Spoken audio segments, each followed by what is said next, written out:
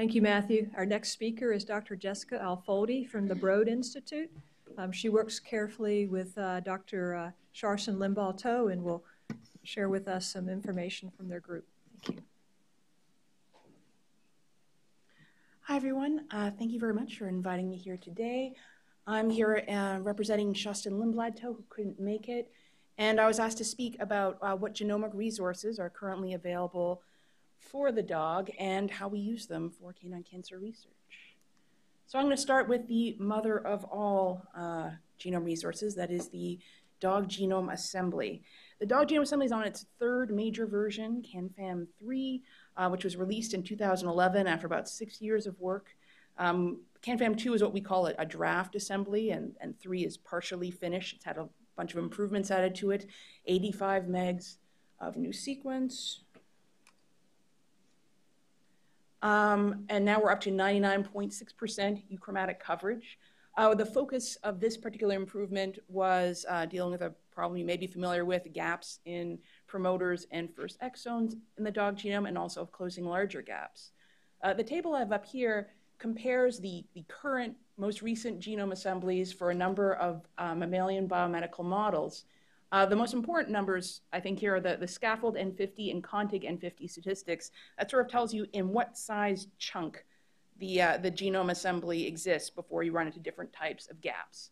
And the thing you might notice is that the human and the mouse are much, much better than everyone else. They've had, large-scale, continuous improvements for, 10, 15 years now. And so they have very few gaps and very good coverage. The dog is in very good shape, but is better than, I would say it's the third best mammalian genome assembly out there, but is a long way distant from what is going on with human and mouse. And that's just due to the scale of the effort. Currently, there are no plans and no current effort for improving the dog genome assembly. So the next major resource I want to highlight is RNA-seq data. So we got a panel of RNAs from 10 different beagle tissues and have sequenced them in a variety of ways. We have poly-A isolated sequencing, which yields primarily mRNA or anything with a poly-A tail. We did a different method that yields both mRNA and a lot of long non-coding transcripts, and also microRNAs from the same samples. Almost all of these came from a single adult female beagle, except obviously the testis. And one of the main reasons we wanted to get that panel together was to improve the gene annotation of the dog genome. Gene annotation just it finds the identity and the location of genes across the genome, and is a non-trivial task. One of the gold standards for this is the Ensemble organization in England. They used our RNA-seq data to help predict and confirm gene models across the genome. They're very high quality, but they're very conservative. So there are genes that we believe exist that they have not annotated. And here's the number of genes they have annotated in thirds. One way they're a particularly useful resource is their orthology system. You can go to their website, ensemble.org, and look up your favorite gene and find out what is, does it exist in human? Does it exist in zebrafish? And how many copies? Has there been a duplication? And what kind of changes there have been between the genes in those two organisms? Because Ensemble has a particularly conservative gene annotation, we actually did our own recently. We created considerably more models. We used our RNA-seq data. And one major difference is we show a lot more alternative transcripts that we annotate. These are our high-confidence genes, ones that we ported over Ensemble and that we have RNA-seq confirming data from. We also include lower confidence gene models so that we don't have RNA-seq confirmation data from. These are possibly pseudogenes, but they're also possibly just expressed in tissues we did not use in our panel, and so we include them for the purposes of information. In addition, we have antisense transcripts, link RNAs, and a large basket of other transcripts. Anything we saw transcribed, we have a lower confidence of their biological significance, but we put it out there, let the buyer beware. Here's an example of how this looks. So down here is Ensemble's gene annotation across a region of the dog genome. They have 2 different transcript splice forms annotated at this point. We have about 6 of them right here. In addition, you can see antisense transcripts, some link RNAs. This is the sort of thing you can see. on our Track Hub. So if you want to check out our gene annotation, you can go to the UCSC Genome Browser. It is one of the most popular and useful ways of examining genomic data. And they have a new system now called Track Hubs, where we can host, well, anyone, but we can host data and make it publicly available, and anyone can look at it integrated into the UCSC Genome Browser. We have our annotation that I already described there. We have all the RNA-seq data that went into the annotation. We have a number of SNP sets, including all the SNPs present in the 170K chip. And we have all the backends from the Cori82 dog back library placed against the genome. This is where I make my plea. If anyone out there has SNP sets, genomic data, whole genome sequencing of any kind that you would like to make publicly available and useful to the canine genetics community, please let me know. We would love to host it. This is also the point I'd like to mention that unfortunately, our most recent grant application to make more canine genome resources came close, but not quite to being funded. And we were told that dog is just not a priority right now compared to mouse and non-human primates. So I would love to hear from all of you what additional genomic resources would be useful for canine cancer research. But funding priorities is something we're going to have to consider as a community. And so here's an example of what you might see on our Track Hub.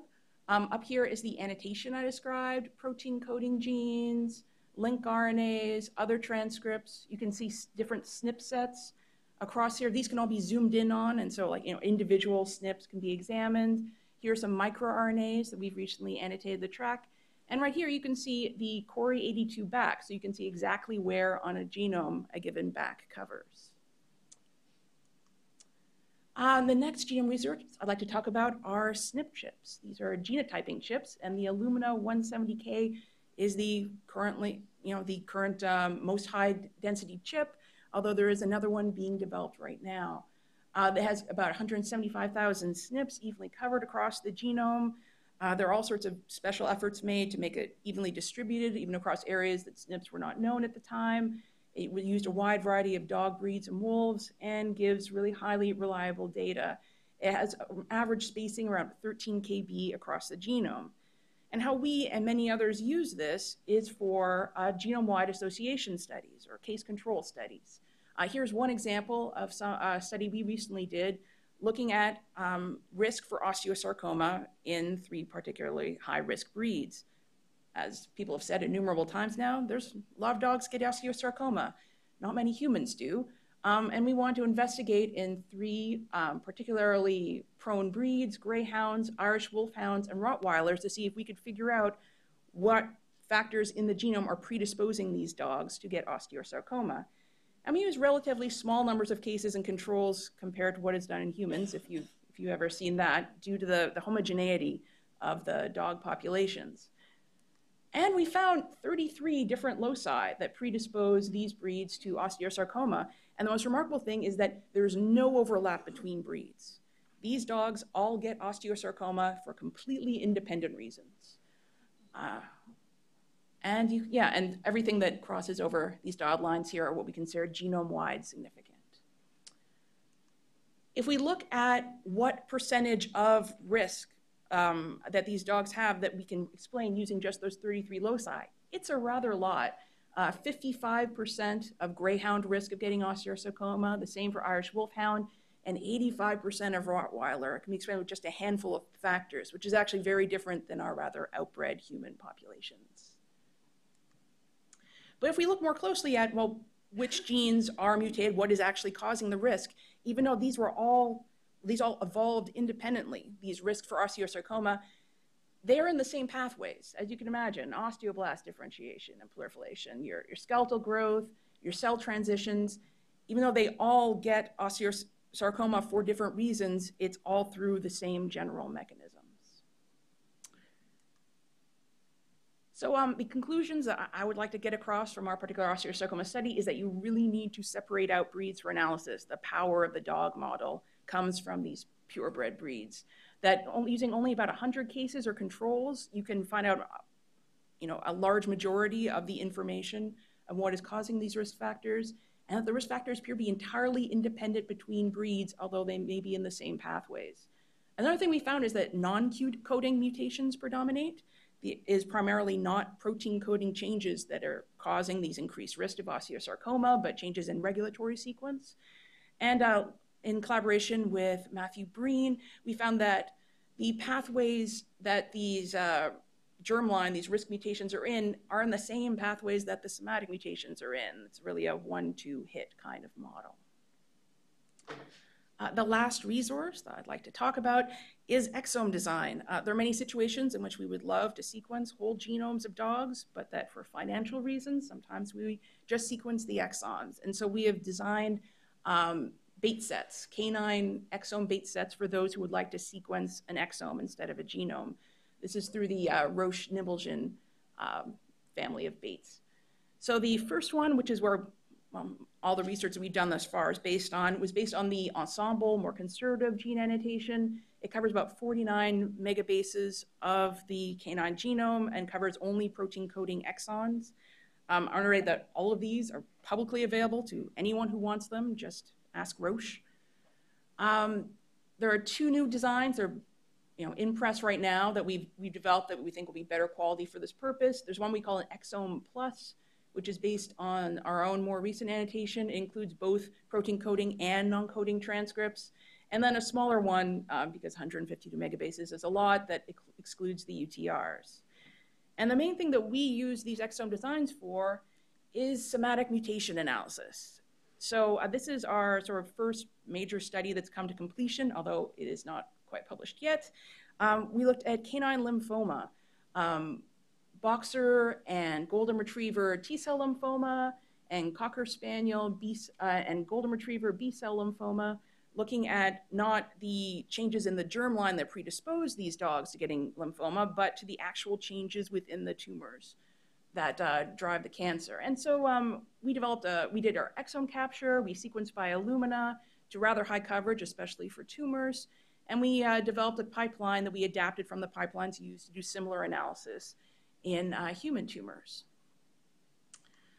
And what we found was that that it worked rather well. The breeds are homogeneous enough that with pretty small samples, you can find significantly mutated genes. So between B and T-cell lymphoma, we found almost no significantly mutated genes in common, which as you would expect. And between cocker spaniels and golden retrievers, they had many of the same types of mutations at really high rates. You can see here that, for instance, 28% of the golden retriever B-cell lymphomas had mutations in this one single gene, and actually in the same location that is frequently mutated in humans. The same is for these additional pathways, and 30% of cocker spaniels mutate in this individual gene here. In T-cell lymphomas, we saw something slightly different. Of course, there's still no real overlap between T and B-cell, but boxer T-cell lymphoma and golden T-cell lymphoma are very different, and they're almost entirely independent mutations. This may be because they get different subtypes of T-cell lymphoma, either distinguishable pathologically or not. We unfortunately don't have that type of detailed phenotyping that'll be really useful here. But it is really neat to see 27% of Goldens have a mutation in this gene. None of the boxers do. They really are getting molecularly independent types of cancer. And so the lessons we learned from this is, once again, that separating by breed is absolutely essential. I've seen a study of canine lymphoma that unfortunately used a whole bunch of different breeds, and then you completely lose the statistical power that the breeds give you, and I believe they only found one significantly mutated gene. Also, we believe that the underlying risk factors that are so homogeneous in the breeds likely result in greater homogeneity in the tumors. Once again, with the 1-2 hit model, thorough phenotyping of the tumors would really increase the power. We would love to know as well, histologically defined tumors as possible, so we could delve into which ones are prevalent in particular subtypes. And that we believe that dog breeds can act as models for subtypes of different human cancers, that there are humans out there with T-cell lymphoma who are getting boxer T-cell lymphoma, and those who are getting golden retriever T-cell lymphoma. And if we could sequence this in many more breeds of dogs, we could distinguish many more subtypes. And just to conclude, I'd like to thank the large number of collaborators and funding agents that made all this possible. Thank you.